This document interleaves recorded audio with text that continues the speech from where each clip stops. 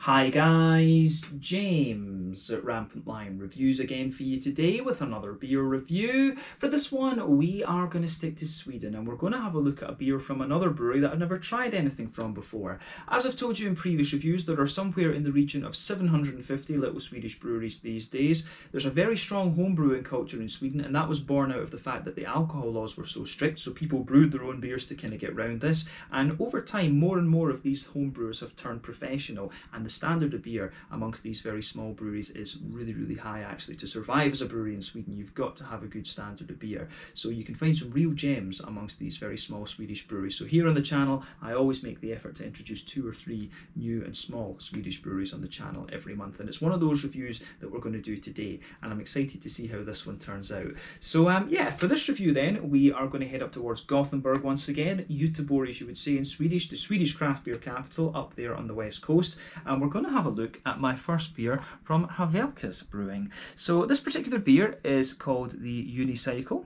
It comes in at 8.4% ABV, and this one is a double IPA. Exactly what type of IPA, I'm not quite sure. I'm sure we'll find that out when we taste it, but it certainly looks a little bit more like a kind of west coaster, just going through the just looking at it through the bottle. But it does say that in the malt base it has oats in it, so it could be somewhere in between. We'll just need to see. But yeah, very curious to see how it turns out. This beer was released as part of the local Småskalig assortment through Systembolaget here in Sweden for April of 2021. The exact release date this month was the 6th of April. It was delayed a little bit because of Easter, of course.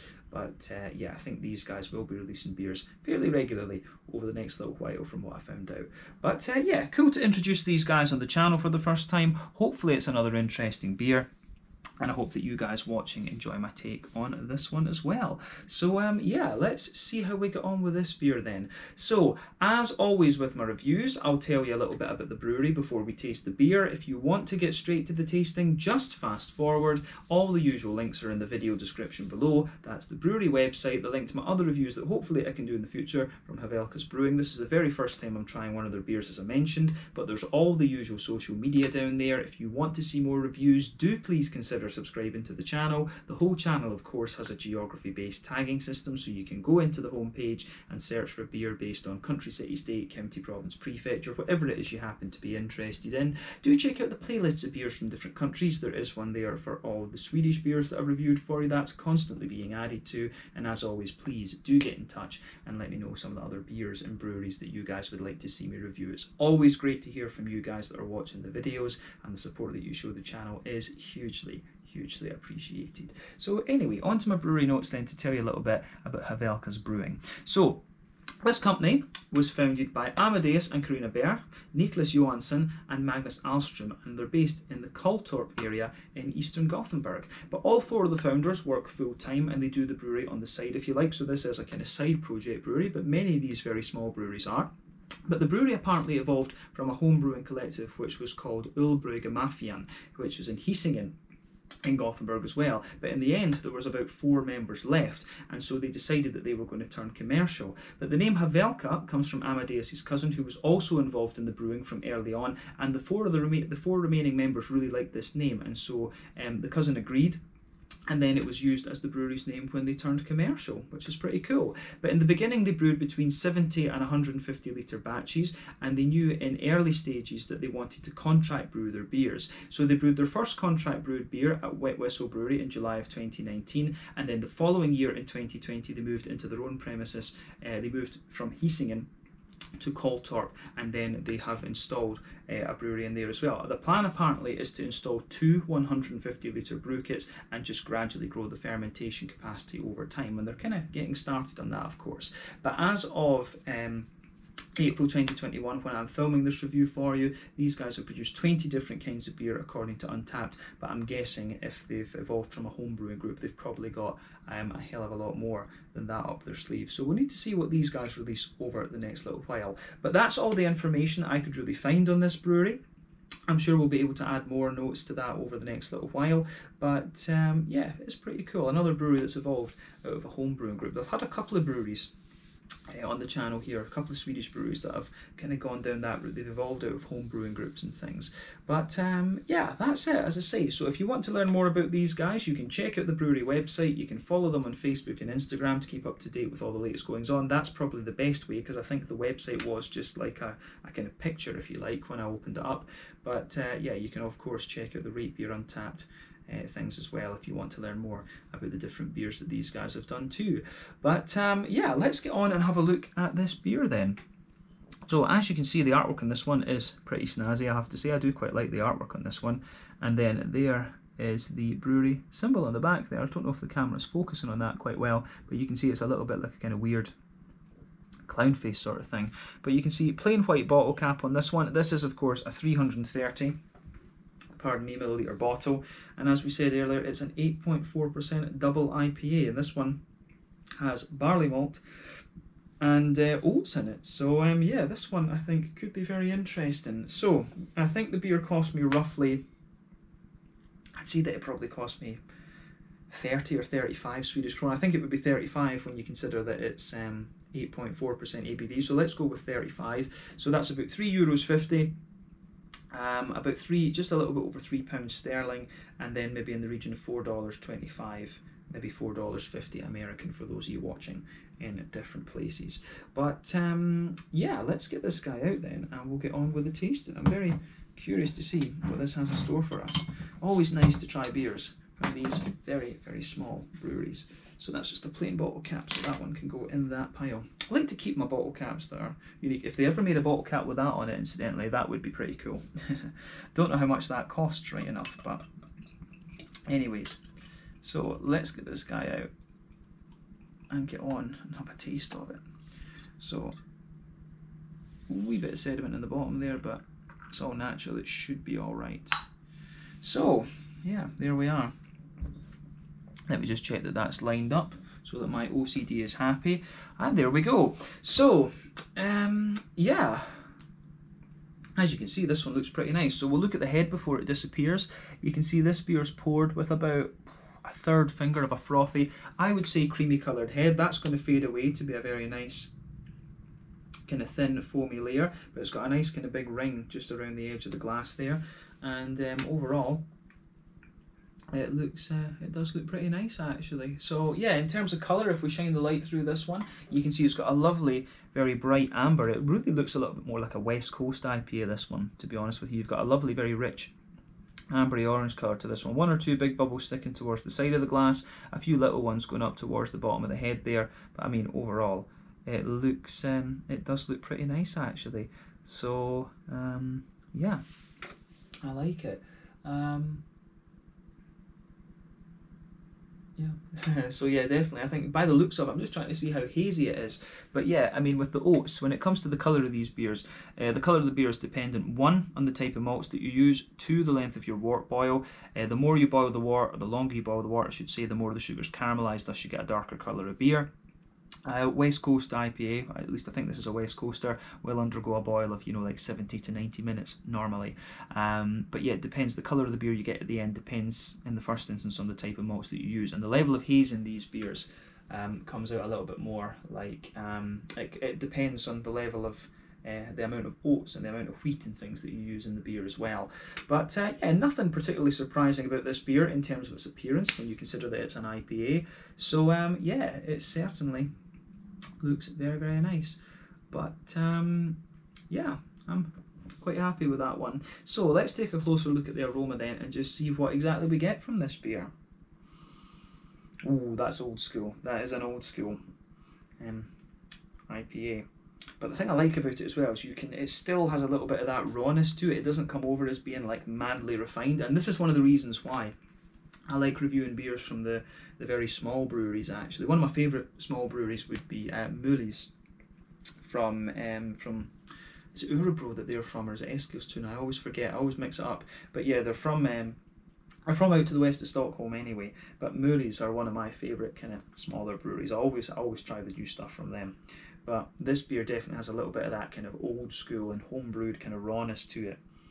But yeah, it works pretty well. So on the malty side of things first then, we'll start with a malty side. And this is one of these big oily and kind of boozy double IPAs. It kind of reminds me a little bit of the old hardcore IPA that Brewdog used to do, which is now known as Mr. President. You can still get that in Tesco's. Actually, I used to love that beer. The aroma of this one really reminds me of that in some ways. Yeah. It's a good way to learn to brew beers, actually. If you look at some of the proper old school Brewdog recipes and things like that, all of which are available on the website, of course. It's a good way to kind of learn the brewing process and then start experimenting, is to brew things like hardcore IPA and punk IPA and stuff. But there is something just really familiar about that beer. But yeah, in terms of the this beer overall, it's just a big oily boozy double IPA. But straight away with this one, you can smell that nice you can smell a little bit of a bready backbone in this one.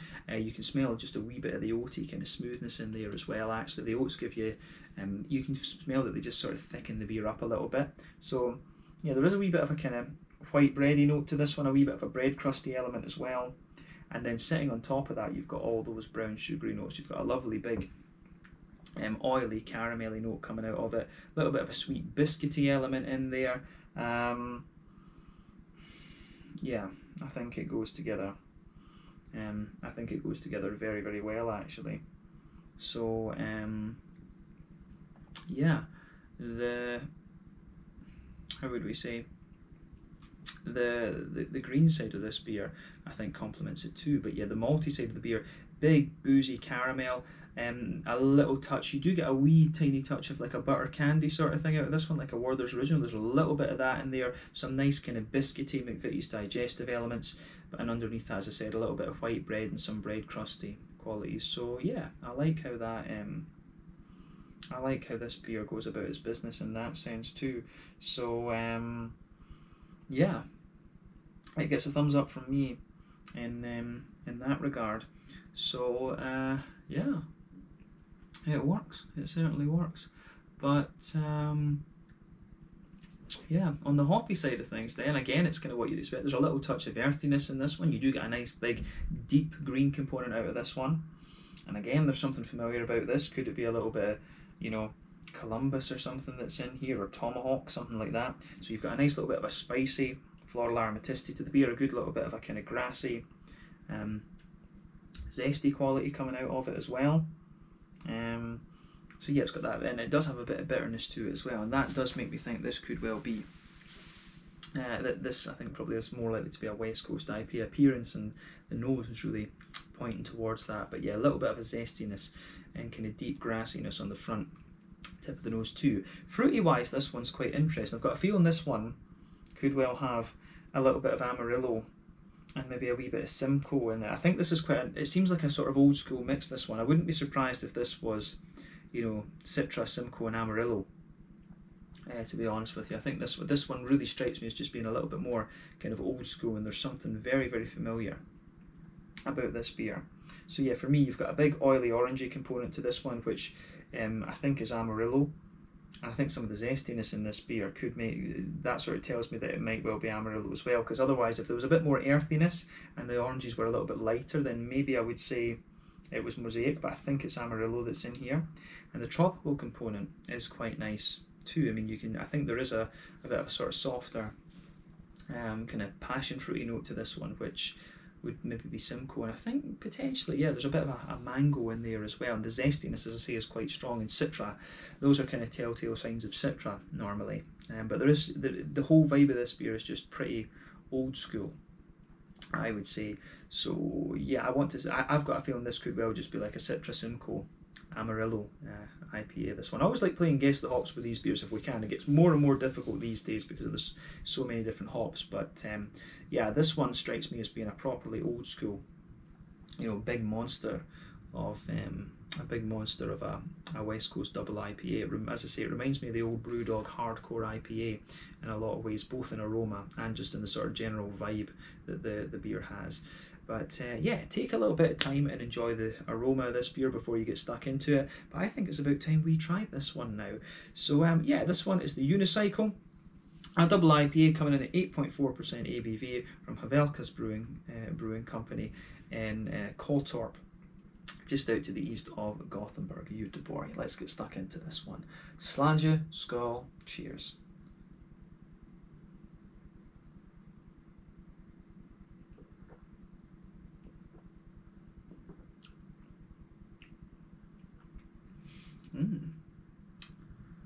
Yeah. It's a big, boozy, oily thing, this one, anyway. Not as bitter as I thought it was going to be, but we'll come to that later. But yeah, this is a big kind of boozy, oily thing, definitely.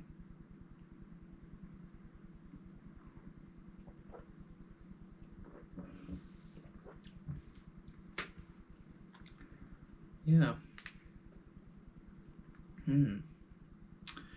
It's just interesting with this one. I would, right from the aroma, I really got the vibe that this beer was going to be a little bit more bitter, and I'm kind of I'm sort of half expecting more bitterness to come out of it a little bit later on. It strikes me as being like one of these sort of modern takes on the West Coast IPA where they've dropped the bitterness down a little bit. And I mean, that's happened kind of naturally in a sense because everyone's drinking the New Englands these days. So, yeah.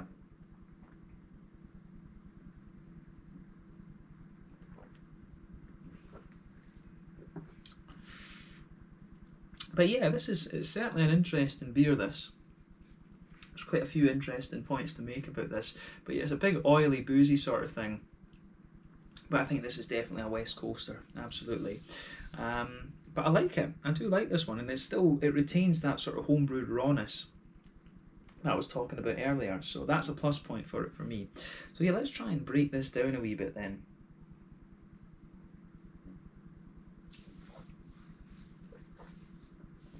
So, on the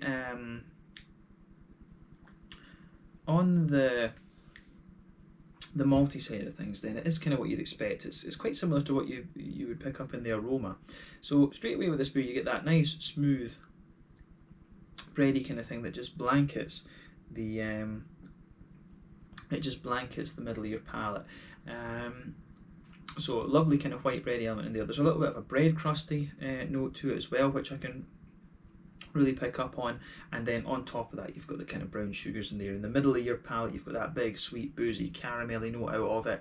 But it's quite a bit sweeter actually than I thought it was going to be. So you can get the booziness right in the very dead centre of your palate. But as you move further out from that, it maybe does have a wee bit of that kind of Werther's Original sort of butter candy type thing sitting underneath between that and the bread. So in fairness, there is a wee bit of that there. But then as you move further out from it, you get a very sweet, you definitely do get a little bit of a kind of sweeter caramelly element there. And as you move out towards the extremities of your palate there, in that middle third of your tongue, you do get a more kind of McVitie's digestive biscuity vibe about the beer. So yeah, it's a very straight shooting beer, this one, in a lot of ways, and you can feel that the further you go into the aftertaste, there's a nice little bit of you can feel there's a sort of oaty smoothness to the beer, which I really like. So yeah.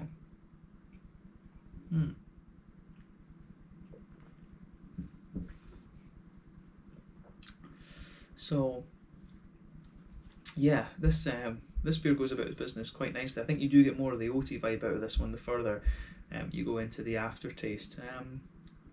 But yeah, I really like the sort of, I really like the kind of rawness that this beer has in a sense. So yeah, it is pretty interesting, I have to say.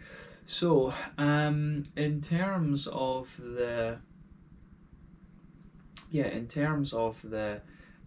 back third of the palate, then let's go on to that, because we've covered the middle third quite well. So on that border region between middle third and back third of your palate, again you get a little bit of a kind of doughy, bready build up there, and you get a wee bit of a kind of bread crusty sort of grainy thing to it. And then in the back third of your palate, you can feel there is a little touch of a more kind of wholemealy, brown bready element to the beer. And then just sitting on top of that, you get a bit more of a kind of yeasty element. You can feel the sort of airy, yeasty components of the beer sitting on top of that. So you can feel that the flavour is a little bit taller, and then it just condenses down as you go further forward. Then as you go into the middle third of your palate, the flavours are quite condensed together, and it works out very, very nicely. So yeah, I think it goes together very well, actually.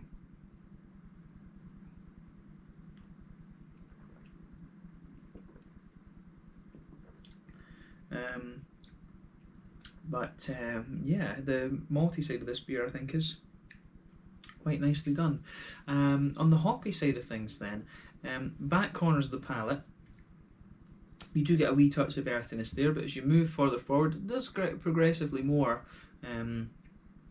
It does get progressively more floral, I would say. So you do get a little bit more of a floral character out of it. And it feels like quite a deep floral note to it, in fairness. And then round the front curve of the palate, it's got a little bit of grassiness and a wee bit of zestiness, which I can certainly appreciate for sure. But on the front third of your palate, then, as I always say, the front third of your palate is where you get all the big kind of fruity elements. But on the border region between front third and middle third of your palate, you get a nice how do you say? You get a nice sort of you definitely get more of a kind of how do we say? You definitely get more of a kind of bready element to it. You get a little bit of that doughy build up again, and a wee bit of a bread crust, and then the base of that front third of your palate again is the smooth sort of white bready element in there. So I can certainly enjoy that as well. And on top of that, you get that nice oily bubble where the juicy fruity esters roll their way out of the beer. So if we go to the back of that front third of your palate, you do get a wee bit of that slightly more pungent tropical fruit, like a passion fruit or something.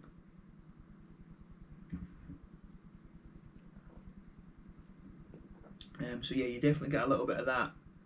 And as you move further forward, there's a wee bit more.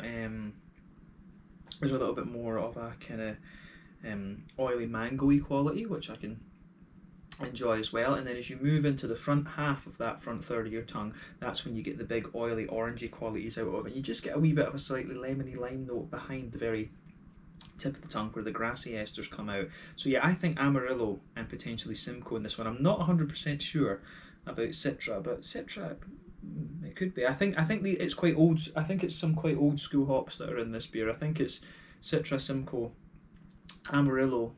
Although if it was to take one away, I wouldn't be sure. I think there is Amarillo in this one, but if it's only a 2-hop beer, I wouldn't be sure which one to take away out of Simcoe and Citra. In honesty, maybe I'd be tempted to take away Citra because I think Citra is a little bit more complex than what I'm getting out of this beer actually. But as it stands, it's very nicely done, this one. The big oily fruitiness I think suits the rest of the beer quite well. My one criticism of this would be is that it really comes across like a West Coast IPA, but I think if you're going to go down the West Coast route, I think you need to give the beer a bit more bitterness. It needs a little bit more early edition hops, this one, because the flavour of this beer is really nice. I think they've got this, if they were going to go for a West Coast IPA, if they stuck this up to, like 60 or 70 IBUs, which, these beers were always like 80 or so IBUs, so even if you took it down to like 50 or 60, yeah, fair enough, because of the market for IPAs and things these days, I can understand that, but this one feels really, really low in terms of its bitterness. I think that's the one criticism I would have of this beer, because I think it's got a really solid flavour to it, but it needs bitterness. It needs, 50. It needs at least 50 IBUs, this beer, and I think this one, I don't know if this is even reaching 20. Come to think of it, so it's just lacking that one. It's lacking that one wee thing, and that's it's a pretty vital component, I think, of a West Coast IPA. But like the malty base is done very, very well. It gives you, that would be a solid base for a West Coast double IPA. The fruity side of things is done really nicely. The actual flavour of the green component is really nice, but as I say, bitterness is the one thing for me that's missing from this beer. I'm a little bit old school when it comes to West Coast IPAs, right enough, and remember, for me, I kind of, when I got into IPAs, it was the West Coast IPAs, so I do expect bitterness from these beers. But as I say, if they can put in a little bit of, fire a little bit of Columbus into this beer early on, maybe a little bit of Columbus and Chinook in the early edition, and take up to 60, 70, take up to 50, 60 IBUs, I think they're on to a winner with this, because otherwise the beer is really damn solid. But in terms of the mouthfeel then, I would say overall this beer is kind of top end and mid-bodied, definitely. Yeah, top end and mid-bodied. The carbonation is very smooth. It's got a nice sort of oily mouthfeel to it, this one. We've discussed the bitterness quite a bit already. As I say, I would struggle to think this beer is even 20 IBUs. So it needs taken up to 50 or 60 IBUs, this beer, and then I think they're on to a really solid thing with that. That could be a very good core range beer if they were ever to do a core range. Although these guys are a bit more like a brew pub, so yeah, if they were ever to do a kind of core range of beers, put the bitterness on this up to 50 or 60 IBUs, then they're on to a winner, absolutely. But the malt base is really nice and smooth underneath, and then it's got a good kind of sweetness sitting on top of it. Then you've got that big oily fruity character, which is exactly what you want from a West Coast IPA. I'm 100% sure this is a West Coast IPA, just lacking that bit of bitterness. But yeah, I think that's a good way to kind of round off this review then. I guess we can leave it there. So yeah, this one was the Unicycle Double IPA, coming in at 8.4% ABV. A lovely West Coast IPA, this one. I just hope they modify the recipe and fire in a little bit of Columbus or Chinook in this one for the next batch that they do, because otherwise I think they're on to they've got a really solid West Coast IPA there, which is nice to see. I like varying it up with the IPAs these days. I'm glad to see that more West Coasters are coming out. There's some rye IPAs, there's some black IPAs in there. I'm glad that it's not all just about the kind of haze crazed New England stuff now. But these guys, as I say, fire the bitterness up of this, and then they've got a very solid West Coast Double IPA for me. So well done to Hawelkas Brewing for this beer. And it has a little bit of that kind of, it does, the sort of breadiness and things you get out of this beer really give it a little bit of that sort of slightly raw homebrewed vibe, which is nice as well. So yeah, let's leave it there. Once again, thank you for watching my beer reviews. Until the next time, please like, subscribe, share, all the usual YouTube stuff. Let me know your own thoughts on this beer in the comment section below. Let me know what your favourite beers are from Hawelkas Brewing. We will no doubt return to these guys at some point in the near future, but yeah, I enjoyed this one. Let me know your own thoughts. As I say, let me know some other beers, and let me know some other very small Swedish breweries that I should take a look at as well. But thank you again for watching. Check out my social media, and I'll see you guys very soon. The Unicycle Double IPA, 8.4% ABV from Hawelkas Brewing in Kålltorp, Gothenburg, Göteborg on the Swedish west coast. Slange, skål, and cheers.